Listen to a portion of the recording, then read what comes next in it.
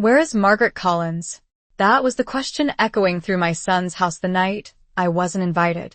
I didn't hear it myself, not at first. At that moment, I was sitting alone at my kitchen table, the same oak table I'd had for over 30 years, staring at a text message that felt colder than anything I'd ever read. Don't come. This is a private event. Only elites are invited. It was from my son, Daniel.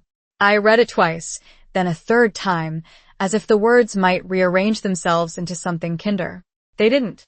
I set my phone down carefully, like it might shatter if I held it too tightly. The house was quiet. Too quiet. The clock on the wall ticked louder than usual, each second stretching longer than the last. I had spent the morning thinking about what to wear, whether I should bring a dessert, whether Daniel would have time to sit with me, even for a few minutes. Old habits don't leave easily. You keep hoping, even when you shouldn't. I stood up slowly and walked to the window. It was early evening, the sky just beginning to fade into that soft gray blue I used to love. Somewhere across town, cars were pulling up to Daniel's driveway, doors opening, laughter spilling out onto the sidewalk. I could almost picture it. The polished glasses, the catered food, Vanessa greeting guests with that perfect smile of hers, the one that never quite reached her eyes when she looked at me. I wondered who she had decided was elite enough tonight. Not me, clearly. I turned back to the table and picked up my phone again, my reflection faintly visible in the dark screen. 68 years old. Silver hair, I kept neatly brushed. Hands that had built, cooked, cleaned, signed checks, wiped tears, held that boy when he was small enough to fit against my chest. I didn't feel like someone who didn't belong. And yet there it was, written in plain English. Don't come. Only elites are invited. I didn't reply.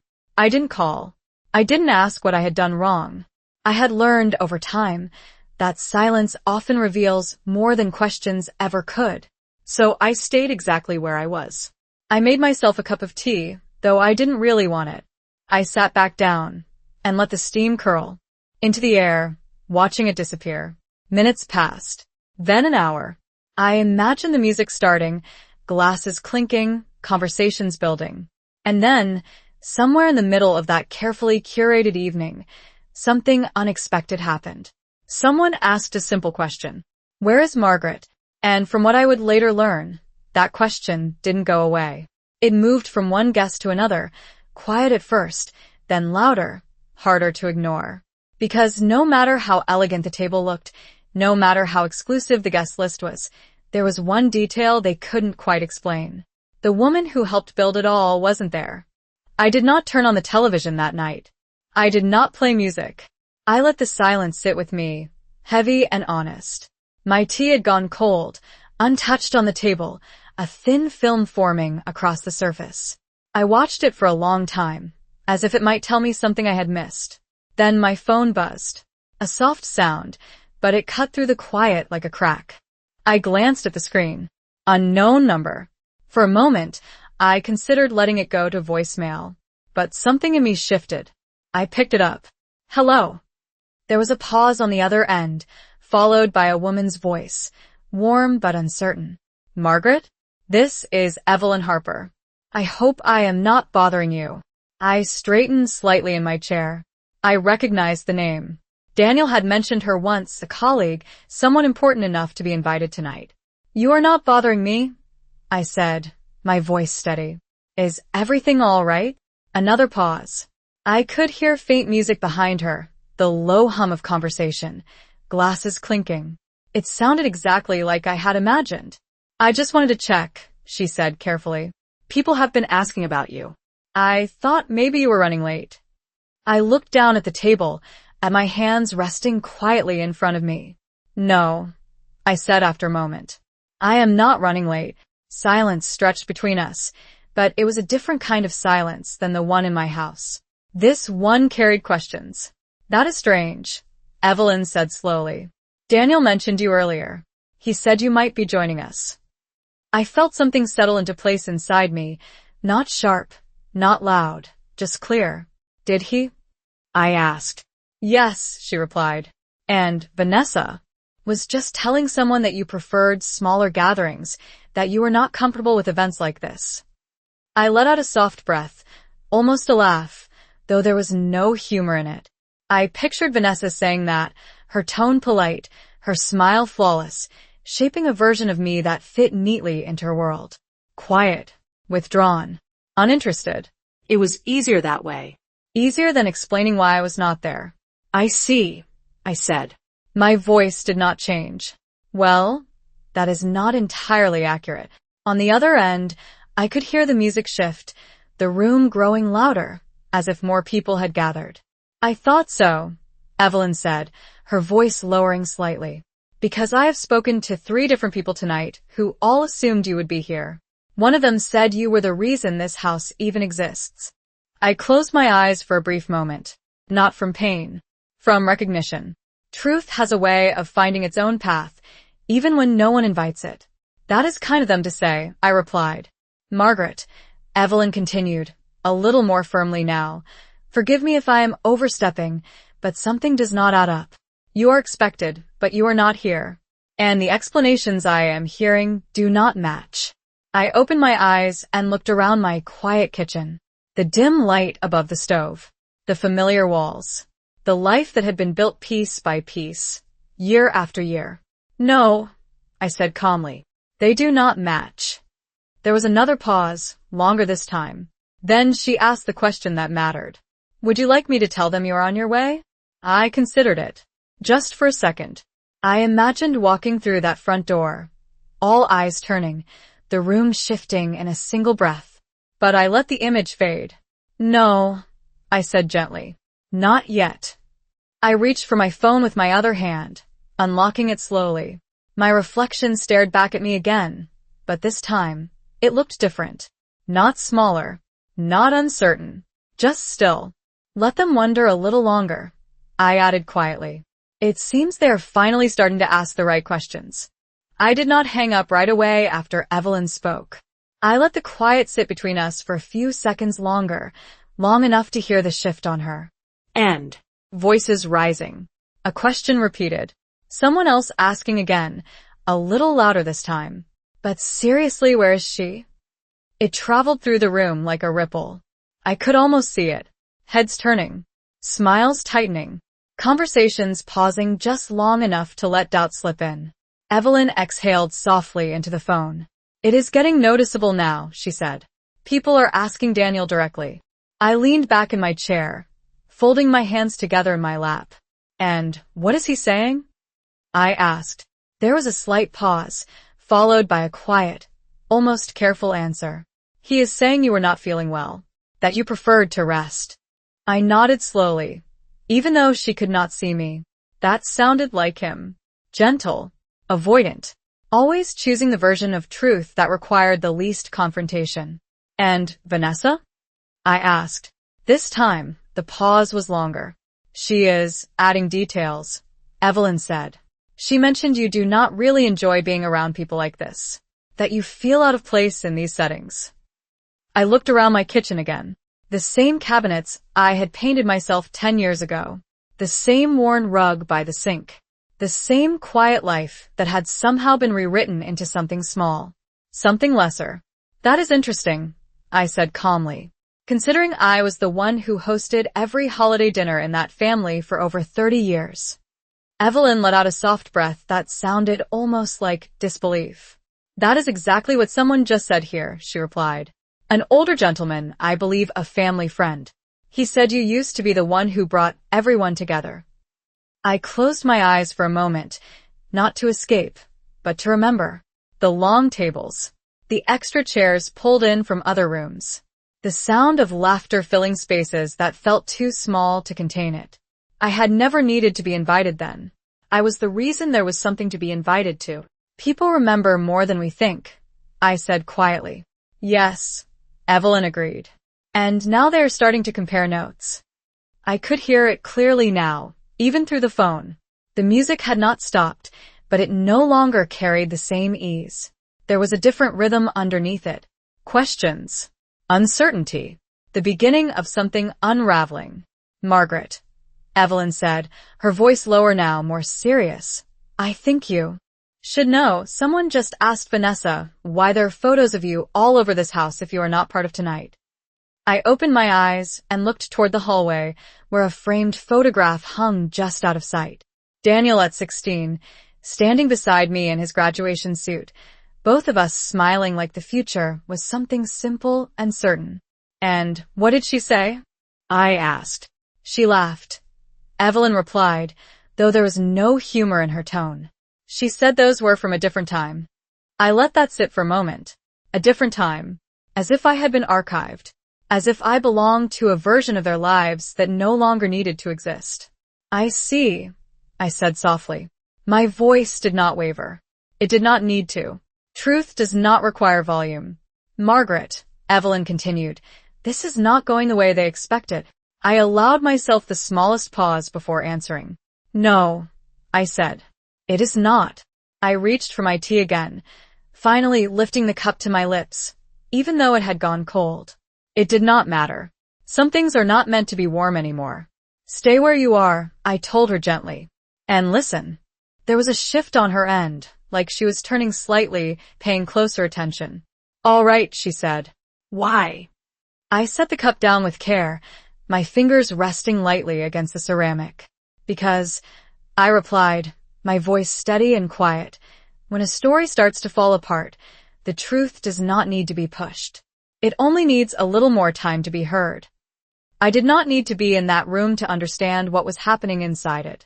Silence has a way of carrying information, and so does hesitation. Evelyn did not speak for several seconds, and that told me more than words ever could. Then I heard it, faint but clear enough. A man's voice, older, steady, the kind of voice that does not ask questions lightly. So let me understand this, he said. The woman who helped build this home is not welcome in it tonight. There was a shift in the background. The kind that happens when people stop pretending not to listen. Evelyn inhaled softly. That was Mr. Reynolds, she whispered. He has known your family for years. I nodded to myself, even though she could not see it. Of course he had. He had been there long before any of this new version of things had taken shape. And what did Daniel say? I asked. This time, the pause was heavier. He is trying to smooth it over, she replied. He said there must have been a misunderstanding. I allowed a small, almost invisible smile to touch my lips. A misunderstanding. That word has been used to cover many things. It sounds harmless, temporary, fixable, but it only works when everyone agrees to believe it. And Vanessa? I asked quietly. Evelyn hesitated again. She is not smiling anymore, she said. She is explaining. A lot. I could picture it clearly now. The controlled tone. The careful choice of words. Trying to reshape the narrative in real time, as if it were something flexible. As if truth could be adjusted to fit the room. What is she saying? I asked. She said you prefer your independence. Evelyn replied. That you did not want to be part of a formal event like this. That you have been distancing yourself. I looked down at my hands again, at the faint lines and the years they carried. Distancing myself. It was a convenient story. One that placed the decision on me. One that made my absence look like choice instead of exclusion. Interesting, I said softly, considering I was never given the choice. There was movement on her end, footsteps, the subtle shift of someone repositioning to hear better. Margaret, she said, her voice lowering again. People are starting to compare what they know. The stories are not matching. I leaned back slightly, letting her words settle. This was the moment I had expected. Not because I planned it, but because I understood how things like this unfold. You can only hold a version of the truth together for so long before it begins to pull apart at the edges. Good, I said simply. Across town, in a house filled with light and carefully chosen guests, something quiet and undeniable was taking shape. Not loud, not dramatic, just a shift, a realization, the kind that cannot be undone once it arrives. Someone just asked why your name is still on the property records, Evelyn added suddenly. I think Daniel did not expect that question. I closed my eyes for a brief moment, feeling the weight of that detail settle into place.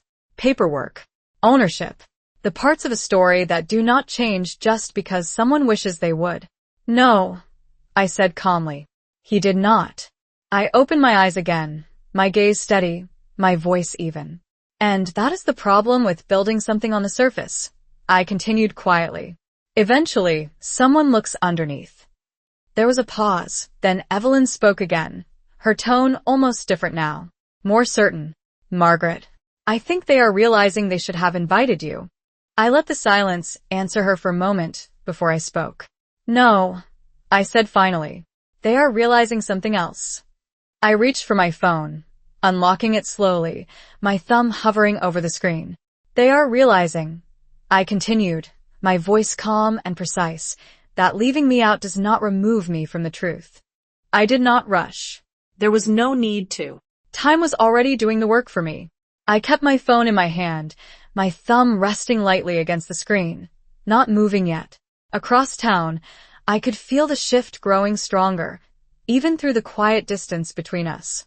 Evelyn's breathing changed again, slower now, more focused. She was no longer just observing. She was listening carefully. Margaret, she said, her voice lower. Daniel just stepped away from the group. He looks unsettled. I let that image settle in my mind. My son, standing slightly apart, trying to manage something that was no longer within his control. And Vanessa? I asked. There was a brief pause. She is still speaking, Evelyn replied. But people are not responding the same way. They are asking more questions now. Direct ones. I nodded to myself. That was how it always happened. At first, people accept what they're told. Then something does not feel right. And once that feeling appears, it does not leave. Good, I said quietly. I turned my phone slightly, the screen lighting up again. My message thread with Daniel was still open, his words sitting there exactly as he had sent them. Clean. Simple. Final. Don't come. Only elites are invited. I read it once more, not to feel it again, but to remember it clearly. Words matter, especially when they are written. Margaret, Evelyn continued, her voice now carrying a different kind of energy. Someone just asked Daniel why your name is still on the legal documents if you are not part of this anymore. I exhaled slowly, a calm, steady breath. There it was again. Not emotion, not accusation, just fact. And facts have a way of grounding everything else. And what did he say? I asked. He hesitated, she replied. He said it is complicated. I allowed myself the faintest smile. Complicated. Another word that tries to soften what is actually very simple. It is not, I said quietly. I shifted slightly in my chair, sitting a little straighter now. The room around me had not changed, but something inside me had. Not suddenly. Not dramatically. Just a quiet alignment of things that had always been there. Margaret, Evelyn said again, I think they are realizing they cannot explain this. I looked down at my phone, at the thread that had started all of this. Then I opened a different screen. My email. The one I had not touched in weeks. Everything was still there. Documents. Agreements. Signatures. Dates. The parts of a life that do not disappear just because someone stops mentioning them. They were never meant to explain it, I said calmly. They were hoping no one would ask. On the other end, I could hear the room shifting again. Voices rising slightly. Not loud, not chaotic, but no longer smooth. No longer controlled. What are you going to do? Evelyn asked softly. I did not answer right away. Instead, I selected a file. Then another. I read the names carefully, making sure I had the right ones. Not out of doubt, but out of respect for precision. Then I attached them to a new message. I paused for just a second, my finger hovering above the send button. Not hesitating, just choosing the moment. I am not going to do anything dramatic, I said finally. My voice remained even, steady, exactly as it had been all evening. I am simply going to make sure that what is already true is seen. I pressed send. Across town, in a house filled with people who had come expecting something polished and controlled, something quiet and undeniable had just arrived. And this time it did not need anyone to explain it. I did not need Evelyn to tell me the exact moment my message arrived. I felt it in the silence that followed. Not the quiet of absence, but the kind that settles when something unexpected enters a room and no one knows how to respond to it. Then I heard it. A chair shifting, glasses being set down. A voice, lower now, uncertain. Daniel, what is this? Evelyn inhaled sharply. It just came through, she whispered. Multiple people got it. Not just him. I closed my eyes for a brief second, letting that detail settle. Not hidden. Not private. Seen. Exactly as it should be. Read it, I said calmly. There was a pause as she moved slightly, positioning herself closer. Then her voice, steady but quieter than before, began to speak. It is a property document. Your name is listed as primary owner. And there is a note attached, explaining the financial contributions over the years. I opened my eyes again, staring at the faint reflection of myself in the darkened window. Yes, I said. That would be accurate. Across town, the room was no longer holding together the way it had at the beginning of the evening. I could hear it in the background. Conversations breaking into smaller pieces. Questions no longer whispered, but spoken. Someone just asked why this was never mentioned. Evelyn continued. Another guest is asking if you were intentionally left out.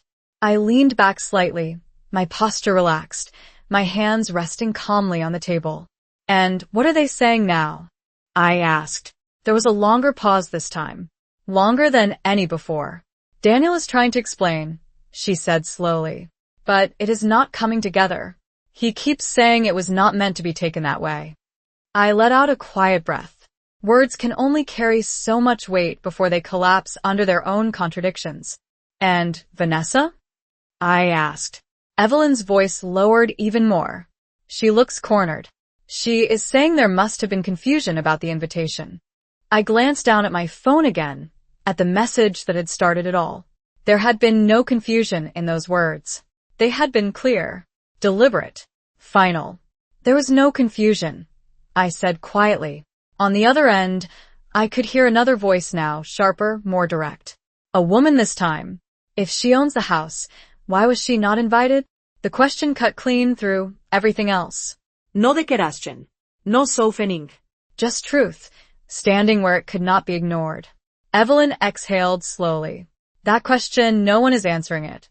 I nodded to myself. Of course they were not. Because some questions do not leave room for interpretation. Margaret, she said after a moment, people are stepping back. Physically. They are creating space. I could picture it clearly. The subtle distance. The shift in body language. The way a room changes when trust begins to fracture. That is what happens, I said calmly. When people realize they were not given the full story. There was a soft sound on her end, like she had turned slightly again, adjusting her position to keep watching. Daniel is looking at his phone again, she added. He just read your message for the third time.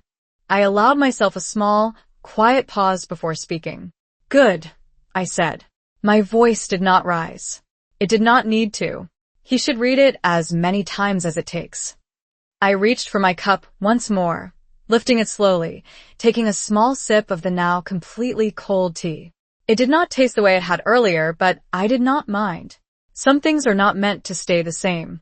Margaret, Evelyn said softly, this is not just awkward anymore. It is shifting everything. I set the cup down gently, my fingers lingering on the rim for a moment. Yes, I replied. It is.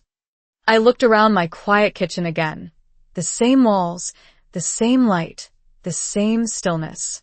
But now, somewhere else, something that had been carefully constructed was coming undone. Not because I forced it, not because I raised my voice, but because I simply allowed the truth to arrive exactly where it was needed. I did not say anything after that. I simply listened, because sometimes silence allows you to hear the truth more clearly than any explanation ever could. On the other end of the line, the room had changed completely. The music was still playing, but it no longer held the room together. It sounded distant now, like something that belonged to a different moment. Margaret, Evelyn said quietly, people are not pretending anymore. I closed my eyes briefly, letting that settle. What do you mean? I asked, though I already understood. They are speaking openly now, she replied. One of the guests just said it does not make sense to exclude the person who built everything. Another said this feels intentional. I leaned back in my chair, my posture still calm, my breathing even. And, Daniel? I asked. There was a shift in her tone. Something more serious. He looks overwhelmed, she said. He is trying to explain, but the more he talks, the worse it sounds. I nodded slightly. That is what happens when the truth is not on your side. The more you speak, the more visible the cracks become. And Vanessa? I asked. Evelyn exhaled slowly. She stopped talking, she said. She is just standing there now, listening. I pictured it clearly. The moment when control slips. Not suddenly, not loudly, but unmistakably. The moment when someone realizes the story they built is no longer being accepted. Someone just asked her directly. Evelyn added. They said, "Did you tell her not to come?" I did not move. I did not react. I simply waited. She did not answer. Evelyn continued. She looked at Daniel. I opened my eyes and stared at the table in front of me, at the faint reflection of the overhead light. That was all it took. No denial. No correction. Just silence in the face of a direct question.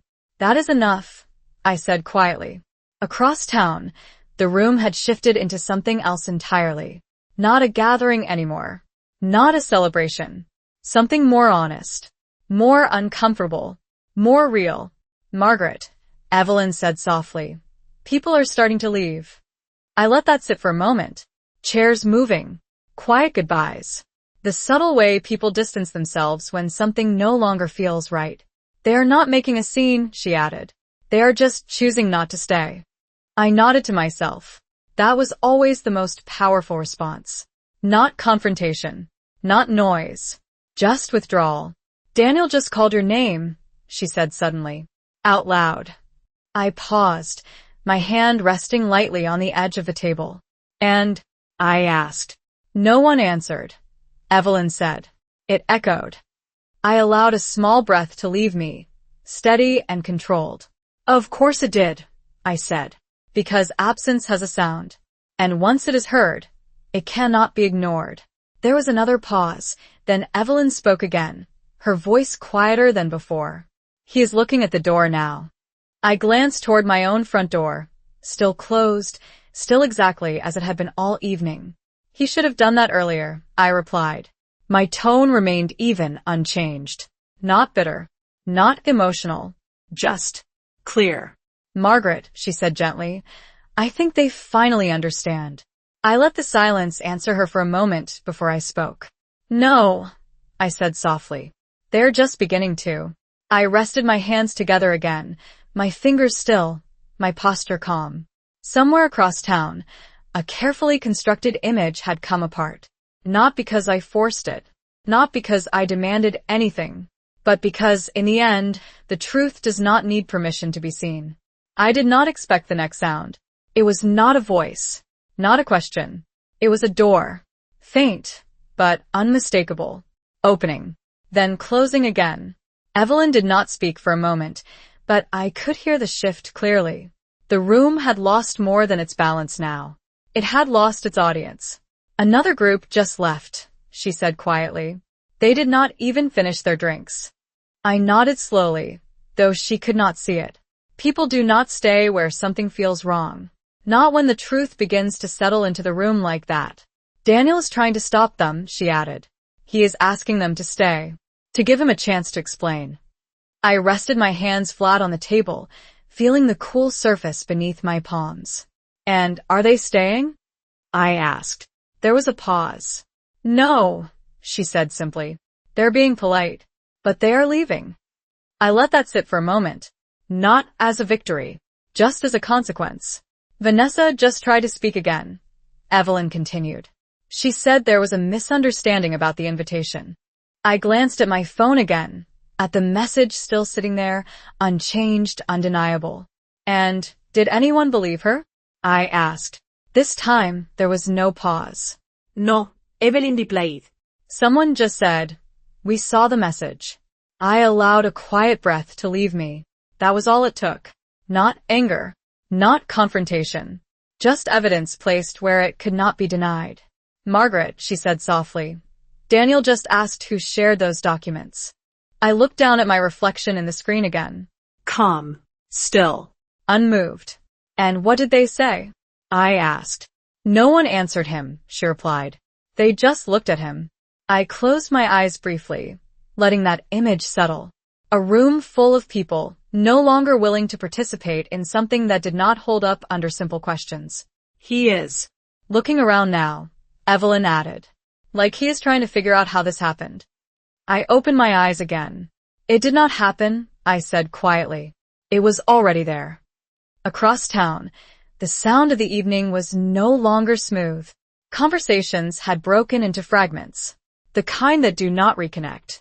Margaret, Evelyn said, her voice softer now, almost reflective, this does not feel like a party anymore. I leaned back slightly in my chair, my posture relaxed, my breathing steady. No, I said. It does not. There was another sound, a glass being set down harder than necessary. Footsteps moving quickly across the floor. Vanessa just walked away, Evelyn said. She went into another room. I nodded slightly. She needed a moment, I replied. Control takes effort. And it is difficult to maintain when no one is following your lead. Evelyn let out a slow breath. Daniel is still standing there, she said. But no one is really listening to him anymore. I rested my hands together again, fingers lightly interlaced. That is because he is trying to explain something that does not require explanation, I said calmly. It only requires acknowledgement. There was a pause. Then Evelyn spoke again, her voice quieter than before. Margaret, the room is almost empty now. I let the silence stretch for a moment before responding. It was never about the room, I said softly. I turned my head slightly, looking toward the hallway again, where the photograph still hung, unchanged. It was about what they chose to do inside it. On the other end, I could hear only faint movement now. The energy had drained away, leaving something quieter, more honest. Daniel just sat down, Evelyn said. He looks different. I did not ask how. I already knew. He is starting to understand, I said. My voice remained steady, unchanged. Not raised. Not softened. Just clear. Not what he lost tonight, I added quietly. But what he chose to risk the moment he decided I did not belong there. I did not speak for a long time after that. I did not need to. The silence on the other end told me everything I needed to know. What had once been a room full of voices, laughter, and carefully arranged impressions had become something else entirely. Still. Uncertain. Honest in a way it had not been at the start of the evening. Margaret, Evelyn said quietly, there are only a few people left now. I nodded slowly, my gaze resting on the table in front of me. Who stayed? I asked. There was a brief pause as she looked around. A couple of close colleagues, Mr. Reynolds and Daniel. I let that settle. The ones who stayed were not there for the image. They were there for the truth. Vanessa? I asked. Evelyn hesitated for a moment. She has not come back out, she said. I think she is still in the other room. I leaned back slightly, my posture unchanged, my voice steady. That makes sense, I replied. There is nothing left for her to manage. Across town, the evening had not ended with a scene. It had not needed one.